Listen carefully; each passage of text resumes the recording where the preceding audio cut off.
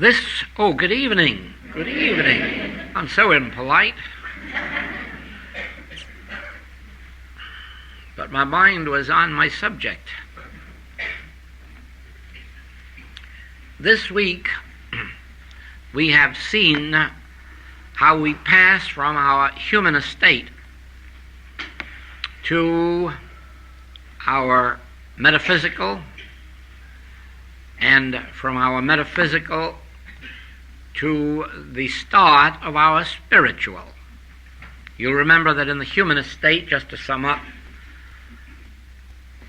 we were a consciousness made up of good and evil, and that good and evil was manifested both on the material plane and the mental plane. And in this state, the two powers, good and evil, were always contending with each other, and evil seems to have the upper hand most of the time, because most of the world's history has been dotted with wars, famine, man's inhumanity to man. But as you get up into the metaphysical state of consciousness, you get into a realm which is termed mind over matter, or good over evil, or God over error. And in this consciousness, you still have two powers, but the power of good is the greater power. And even when evil touches you, you can resort to the good and overcome the evil. Sometimes this is thought of as using the power of truth to overcome error. It's not a good explanation of it, because it really couldn't be possible for a human being to use God. But the idea is that we at least turn to God, and then God does something about the evils of the world. As you pass from there into the first stage of spiritual development, you become aware of a something, capital S, something. This the Master calls the Father within. This Paul calls the indwelling Christ. This Lao Tzu called Tao.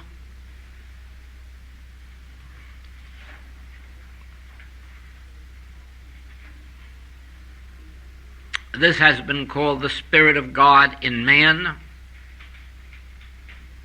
the Savior.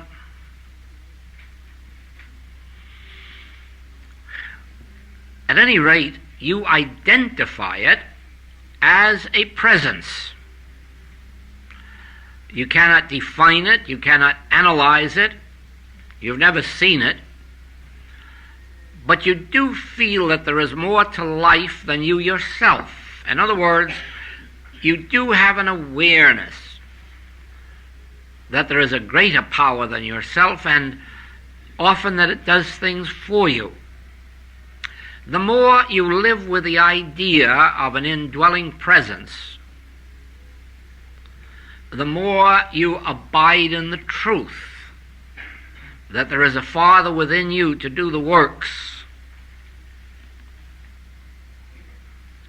the more you can remember that I live, yet not I, Christ liveth my life, the more relaxing your human experience becomes,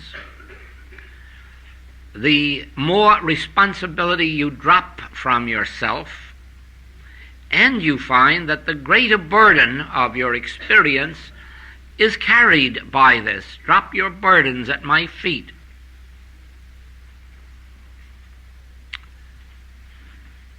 You have the sense of dropping burdens, you have the sense of this presence going before you, you have this sense of an overshadowing presence, or a spirit within. This idea of a presence or power may present itself to you in dozens of different ways. It may be to you the Father within that doeth the works. It may be in the thought that he that is within me is greater than he that is in the world, or he perfecteth that which concerneth me. Do you see how all of these passages indicate that there is something of a transcendental nature, of a spiritual nature, something that no one has ever been able to define, but oh, so many have experienced. And that in that state of consciousness, life begins to be not only a pleasure, it also becomes more successful, because you have access to this Father within. You have the reliance on this indwelling Spirit, or Christ, or Son of God.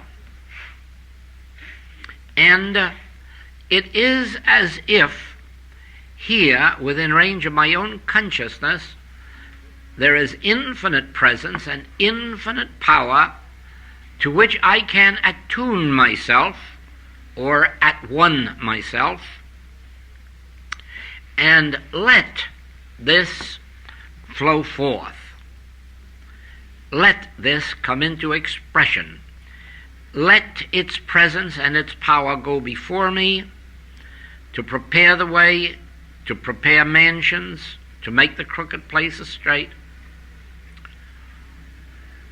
As long as the realization abides that this presence, this Spirit, is closer to me than breathing and nearer than hands and feet, and that it is available to me, whether in health or sickness, in death or life, in purity or sin, I am all right, because having it closer than breathing, I realize that the place whereon I stand is holy ground, and always having recourse to this inner consciousness, inner awareness, inner self,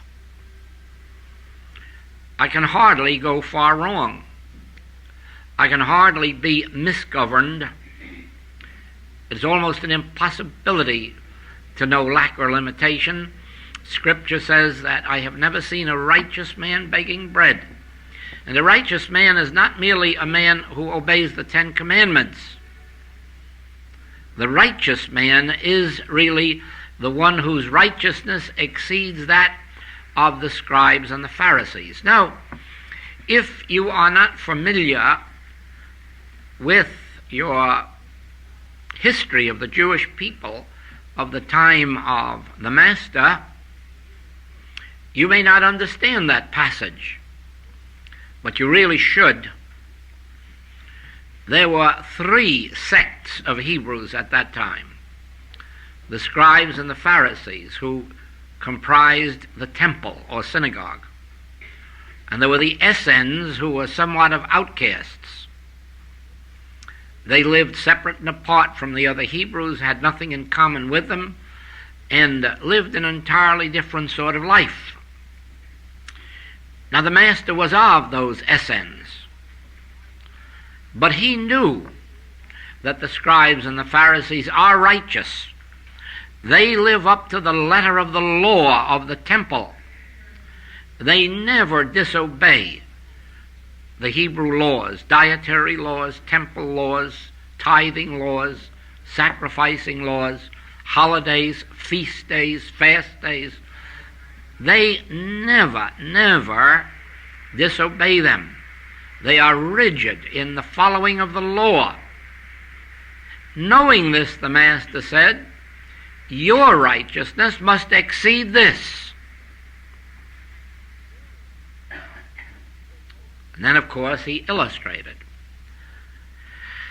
the wrongness of obeying the laws of sacrifice of spending all of the time in the temple, worshiping in holy mountains or holy cities, and turned us to another form of worship, worshiping the Father in spirit and in truth, not worshiping the Father in temples or cities, not worshiping the Father in tithes or sacrifices, worshiping the Father in spirit and in truth. Now, of course, this doesn't clarify itself to the human mind, and so you really must be a person of prayer, a person of inner life, to learn how you can have a righteousness greater than obeying the law. He gave us some few tips on that. Not praying for your friends, but praying for your enemies. Never going to the altar to pray while you have aught against any man, or any man has aught against you. Never go to pray until you are at peace with your fellow man, until you have made peace with your fellow man. Forgive his wrongs 70 times 7. Do not resist evil. If your brother wants to steal your coat, give him your vest too. He showed how we can worship in spirit and in truth, not by an act of worship itself, but by living a worshipful life. Actually, his teaching on that point comes down to this: you are only worshiping God when you are loving your fellow man. In other words, there is no God to worship. There is no God to love. There is no God to serve, separate and apart from your fellow man. You are only loving God as you love your fellow man. You are only worshiping God when you are serving your fellow man. And the Master summed this all up in those wonderful, wonderful passages. When I was in prison, he visited me. When I was sick, he comforted me. When I was naked, he clothed me. When I was in hunger, he fed me. When, Master, did we see all that and do all that? Inasmuch as ye have done it unto the least of these my brethren, ye have done it unto me. Because there is no me except your brethren. And again, when I was in prison, ye did not visit me. When I was naked, ye did not clothe me. When I was in hunger, ye did not feed me. When did all that happen? We don't know anything about that either. Inasmuch as ye did it not unto the least of these my brethren, ye did it not unto me. Because there is no me, there is no Christ, separate and apart from man. There is no God separate and apart from man, because God has manifested himself as man. God has revealed himself on earth as man. Thou seest me, thou seest the Father that sent me. Did God have only one child? No. If he could say, thou seest me, thou seest the Father that sent me, and if he could say, thy Father and my Father, he was talking about the universal relationship. When I see you, I see the Father that created you and sent you forth into expression, and you and your Father are one. Therefore, in serving you, I am serving my Father. In loving you, I am loving my Father. But if I walk around saying, oh, I love God whom I have not seen, but I do not love my fellow man whom I have seen, you know, the rest of the passage, you are a liar. That's what it says in Scripture. You are a liar. And it is true. There is no God up in the sky or down below. The kingdom of God is within you. That ought to be clear to everybody. And therefore, if I am to seek the kingdom of God, I'd better look around inside of you to find it. For that is where it is. And if I wish to show my love for God, I had better show my love to you, because that's where I'll find the God to love. And if I want to serve God, I had better learn to serve you, because in serving you, I have served the Father that sent you and that sent me. You will notice that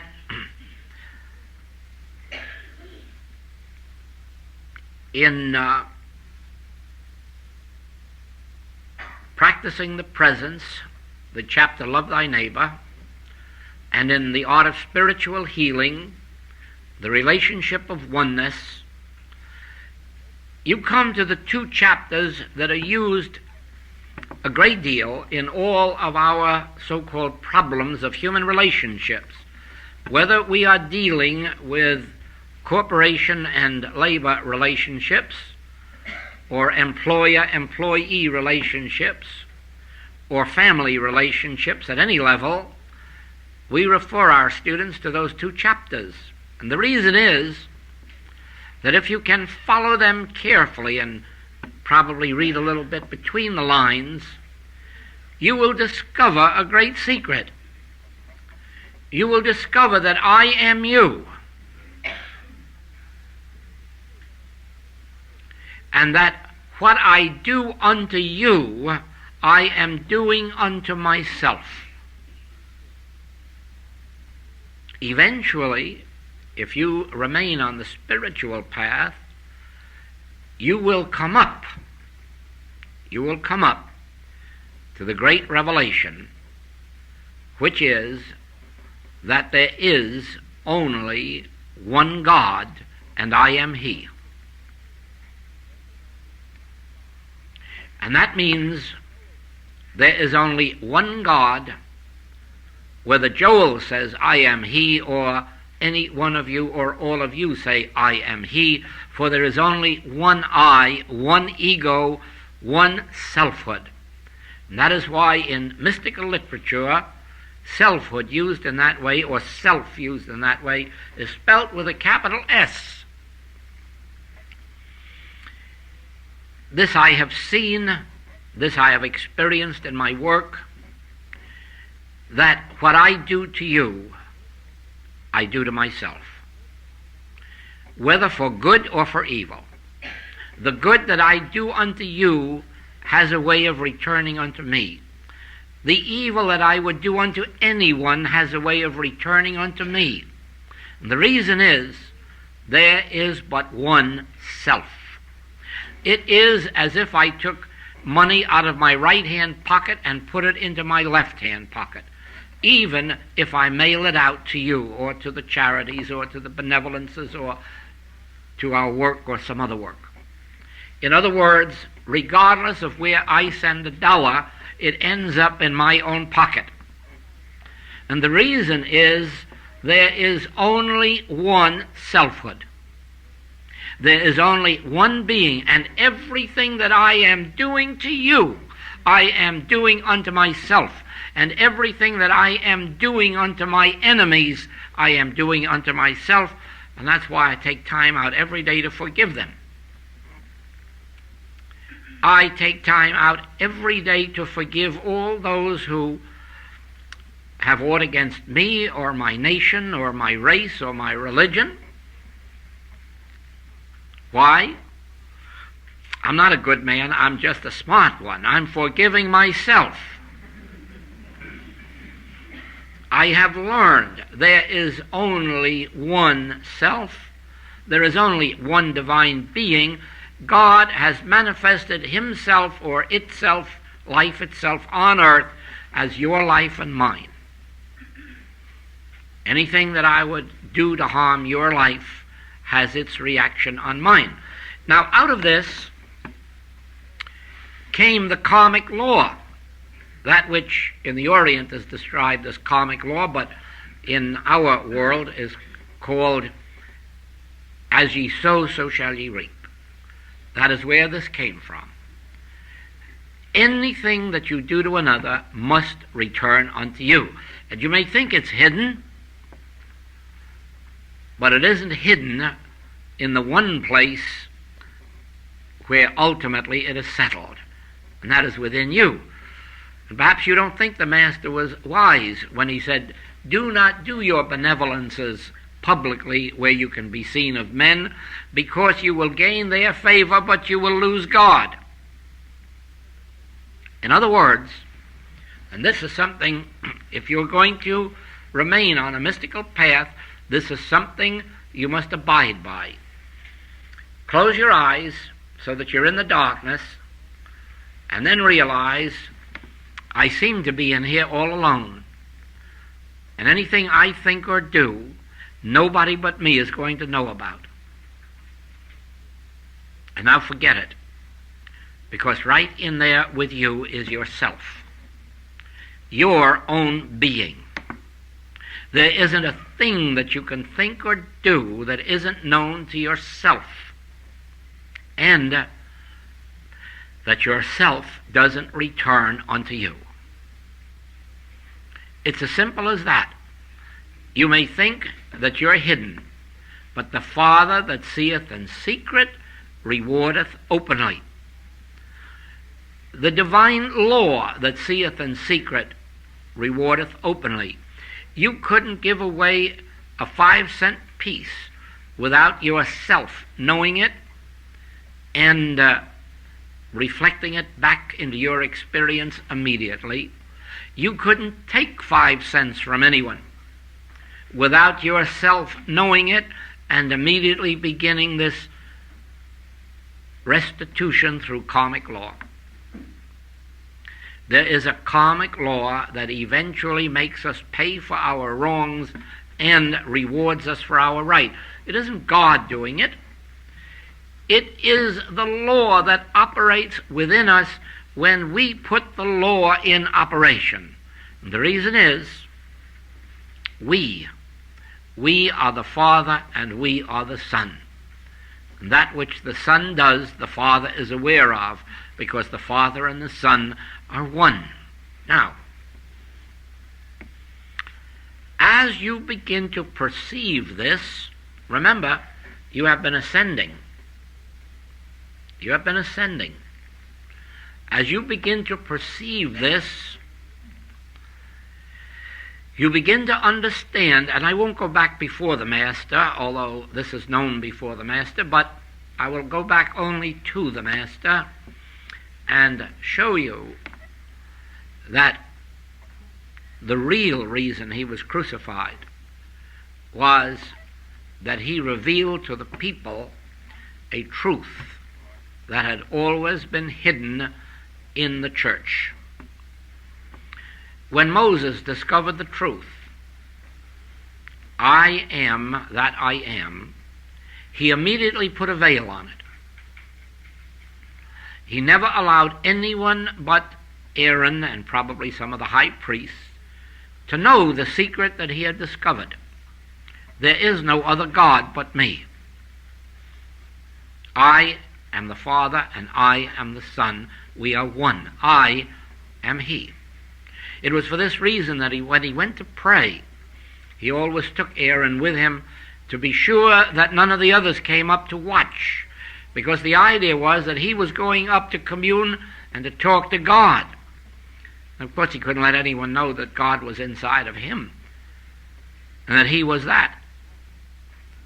The others would want to see two, and there weren't any two, there was just one. Now, throughout the Hebrew years and centuries, this secret, of course, was known to many of the great Hebrew prophets. Isaiah reveals it in his work. But we come to the Master, and we discover that this is the very secret that he was trying to tell the public.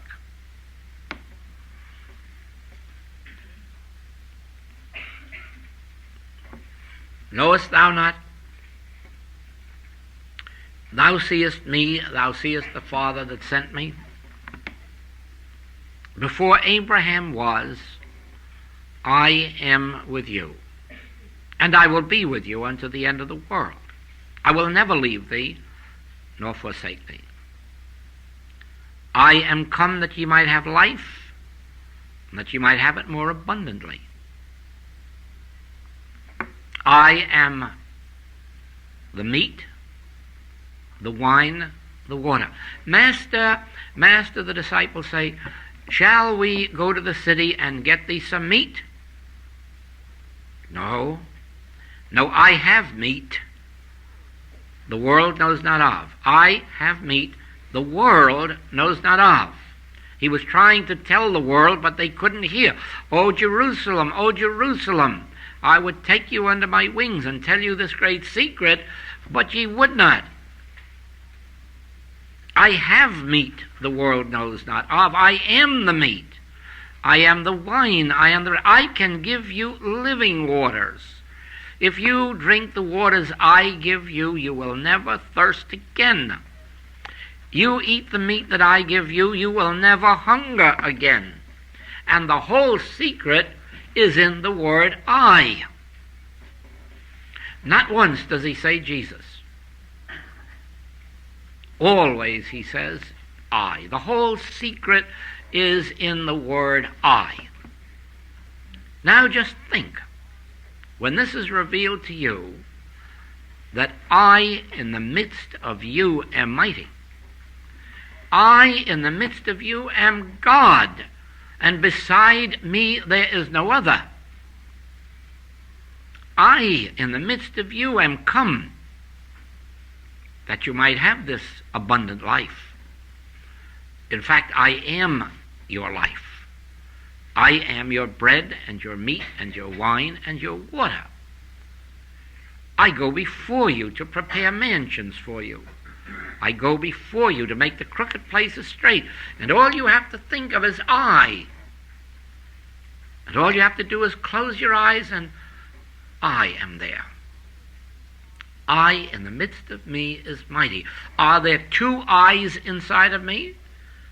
An I God and an I Joel? Or is there only one I, and that is the I that I am? And that is the I that I am, and I am that I am. And therefore, I is the sacred word. I is the secret word. Don't try to make a human being into God. Just make I God. And then you will realize, and this runs throughout the entire Infinite Way teaching, there are no powers external to you that can act upon you, for I am God. All power is given unto me. All power. God has given us dominion over everything in the skies, in the air, and beneath the waters, and beneath the earth. God has given it to I. That I that is the individual I within you and me is God ordained, God empowered, and has God dominion. God, the great I am, has given to the I that I am God-given dominion, and not given because there is no two-ness, there's oneness, and I am that one. And so the moment I know that the infinite divine I has embodied itself as this individual I which I am, all power flows out from me.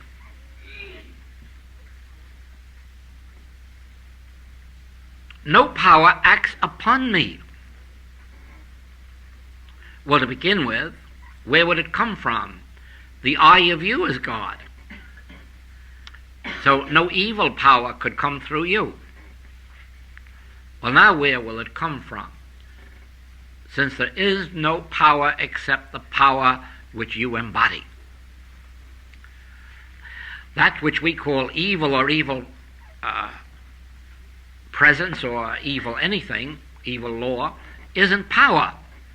And the reason it isn't power is that I is the all and only power. And I functions out from within me. It does not act upon me. Therefore, if I'm lost in the desert, the I that I am will bring me out. If I am on a rubber boat in the middle of the ocean, the I that I am will draw safety and security and food and all the rest of these things unto me. And whatever my business may be, my business, my art, my profession, my science, whatever these may be, I need only relax and rest in the assurance that I has brought it into experience, and I prosper it, I finance it, I share it, I serve it, I sends it forth into expression, and I cares for it from the beginning to the end. Look not unto man, but look unto me and be saved. Cease ye from depending on man whose breath is in his nostril, and rely on the I that I am. And then whatever business I have placed you in will prosper. Whatever your art or profession, it will prosper, as long as it is not violating a law of love. Don't think for a minute that you can be in the business of poisoning a man's mind and be prospered by the I that I am. On the contrary, the karmic law will go to operate on you. Don't think for a moment that you can serve anything to man that will harm him or destroy him and have it prospered by God. On the contrary, the moment you turn to a spiritual book to read even, you will find you've set karmic law in motion to destroy you, or to destroy your business. If it doesn't destroy your business, it'll destroy you. Because once you turn to the spiritual path, you must eventually come to the recognition that this I that I am is the law unto my being, and I can't choose how it shall operate. I have to let it govern my outer experience, and yet it is the selfhood of my being. Now, it is for this reason that I have spoken of prayer as an attitude. It has nothing to do with words or thoughts, true prayer, because you can't fool God. If everybody would know who prays that you can't fool God, praying would stop. Praying in the sense of telling God or asking God. You can't fool God. When you are in prayer, you have to fulfill the functions of prayer, the conditions. You have to fulfill the conditions of prayer. You have to be at peace with your fellow man. Now, you're not at peace with your fellow man if you're in the business of serving him a drug or vodka. You're not at peace with your fellow man if you are selling him bullets. You are not at peace with your fellow man if your product is intended to deceive or defraud. And so you can imagine how many prayers must be wrong. I think you could count a few million if you just look at the television. You must wonder what their prayers must be like if this is true, or what answers they must get to prayer. No, can you not see that when you go to God, you have to go clean of heart, clean of spirit, and that means with only love in your heart to your fellow man. Inasmuch as you've done it unto the least of these, my brethren, you have done it unto me. Therefore, prayer merely means this. As if you opened your hands, your arms. I've checked my guns at the door. I bear no ill will toward anyone. I come here to bless as well as to be blessed. I come here in fellowship, to love, to serve, to share, to cooperate.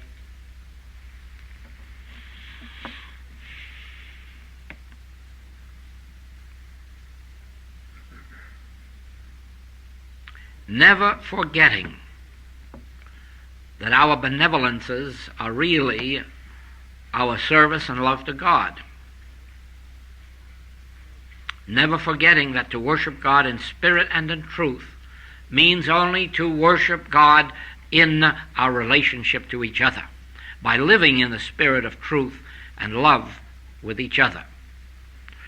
We cannot prevent some others from acting in wrong manner toward us, nor is it our function to try to reform them. Our function is, however, not to react to it and not to return evil for evil. This too is in the Master's work. Do not return evil for evil, for then again you've cut yourself off from the possibility of answered prayer. You must return good for evil. You have to come to God as pure as the teaching of the Master indicates in every way. Then you have no need for words or thoughts, because God, that is, the I within me, is omniscience. It is the all-knowing. Therefore, the intelligence of my own being knows what things I have need of. This I that I am knows what things I have need of. And its good pleasure is to give me the kingdom. Therefore, in the recognition that the I of my being is already omniscience, I do not have to pray in words or thoughts. I merely feel, speak, Lord, thy servant heareth.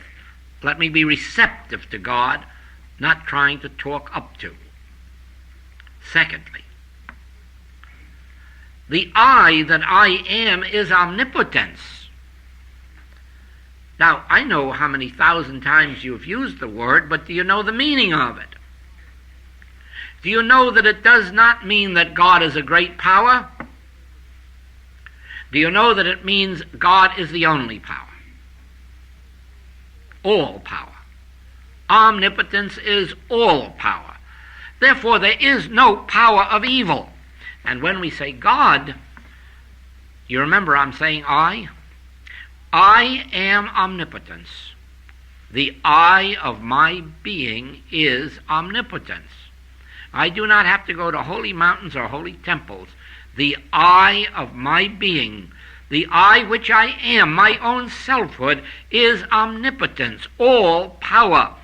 Therefore, there are no external powers to act on me. And if there were external powers at all, they'd be part of that omnipotence which I am. Therefore, they'd be in cooperation with me. And finally, I am omniscience. I am omnipresence. Now just think. We have gone through the exercise of searching ourselves from the feet right straight up to the head, and we found that I am not there. We know that there is no part of the body in which I am confined. We know that surgery has been done from head to foot, and no one has ever discovered I in there. Now, if you ponder this seriously, you will come to the conclusion that you are not confined in your body. Well, then, are you dangling around in space here over your head? No, you are omnipresence. I am omnipresence. I am here, and I am there, and I am everywhere. The place whereon thou standest is holy ground, for I am there. I am omnipresence. I am here, and I am there. And many of you Many of you have had the experience of receiving me in your own homes when I have been thousands of miles away and being instructed and sometimes being healed. Many of you have had that experience. It is an experience that is happening virtually every day of the week. Why? Because I know myself. I know who I am. And I know that I am not born and I will not die, for I am that I am.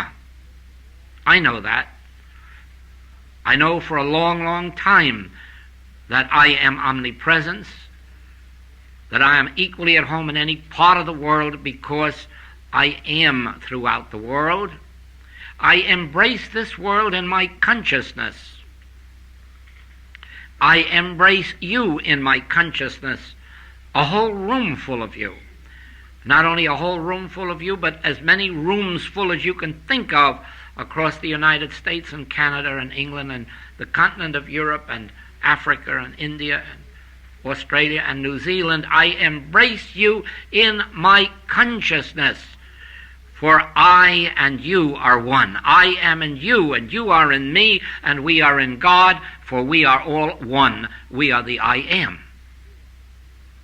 I am you, and you are me, for we are one. We are one in our spiritual relationship. And as I serve you, I am serving me. As I work with you, I am working with me. And the greatest proof of it all is this. There never has been an infinite way class that I've conducted that I didn't come out of knowing more than when I went in. And it must always be that way. Because the more that pours forth from us, the more is pouring back into us. For the bread that I cast on the water must return unto me, for there is only one. Is there any other beside me? I know not any. I am he, and I am thou. And I am in you, and you are in me, for we are in God. Omnipresence. We are all in and of one presence. Omnipresence. Now, eventually, when you reach that, you have passed the stage of the Father within me, or he that is within me. You will use it in teaching. You will use it in conversation with others. Because one thing is certain, you're going to end up in a straitjacket if you talk about I to the world. They will certainly say, this crazy fool says he's God. Bad enough to believe you're Napoleon Bonaparte, but to think you're God. There was a man who sent out a letter to all of his students one time saying, beware of those Goldsmith books. He thinks he's God. But I am. Thou art.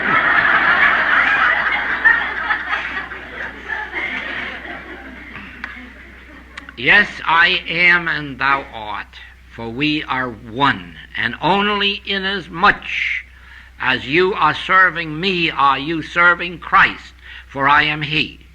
Only inasmuch as I am serving you am I serving Christ, for this is your identity. The Son of God, one with God. I the Father and I the Son are one. God and his Christ is one.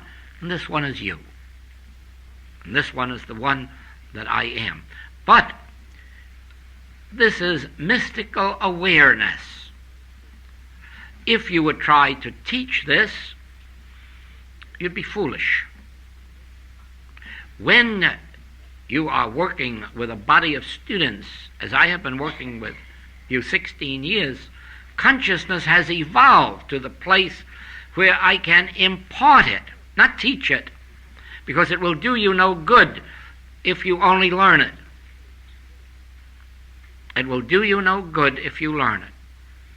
You must embody it. You must have the feel of its rightness.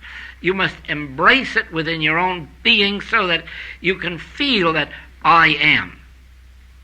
And in feeling that I am, you'll only know whether it's true or not when you begin to see your relationship to other people.